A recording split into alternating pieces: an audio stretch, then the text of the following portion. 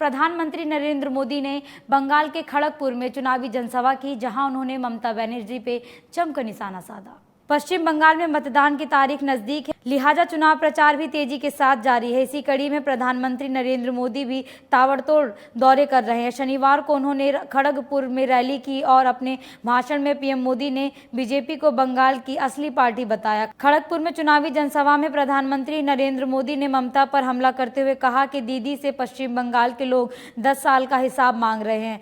PM Modi ने अपने संबोधन के दौरान बंगाल की पुलिस और प्रशासन को संविधान और लोकतंत्र की याद दिलाते हुए कहा कि बंगाल के लोगों को आश्वस्त करता है कि अब दीदी को लोकतंत्र को कुचलने नहीं दिया जाएगा। पुलिस और प्रशासन को भी याद रखना चाहिए कि संविधान और लोकतंत्र की मर्यादाओं से बड़ा कुछ नहीं होता। वहीं पीएम मोदी के संबोधन के बाद टीएमसी प्रमुख और मुख्यमंत्री ममता बनर्जी ने पलटवार करते हुए पीएम पर भी निशाना साधा।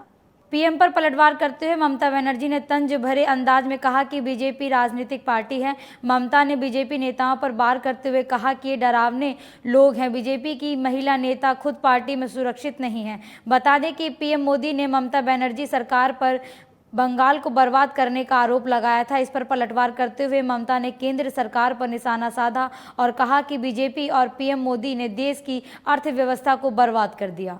वहीं विधानसभा चुनाव को लेकर राहुल गांधी असम में 2 दिवसीय चुनाव प्रचार के लिए पहुंचे, जहां उन्होंने जोरहाट में रैली को संबोधित किया। इस दौरान उन्होंने केंद्र की मोदी सरकार पर निशाना साधा। साथ ही असम के लोगों के लिए कांग्रेस की तरफ से 5 गारंटी वाले काम भी बताए। राहुल ने सूबे में महिलाओं को प्रति 2000 रुपये, राज्य में 5 लाख रोजगार देने की बात कही। रैली के दौरान राहुल गांधी ने कहा कि ये सरकार सिर्फ हम दो और हमारे दो के लिए काम कर रही है।